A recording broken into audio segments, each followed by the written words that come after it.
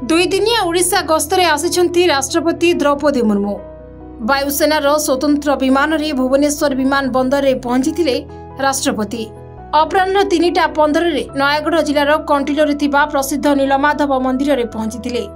भुवनेश्वर एक स्वतंत्र हेलिकॉप्टर रे कंटिलोरे पहुंची नीलमाधव मंदिर रे प्रभु श्री नीलमाधव को दर्शन करिसेंति। मंदिर रे श्री नीलमाधव को दर्शन परे सबर राजा विश्वावसु ग्राम कालियापल्ली परिदर्शन करथिले।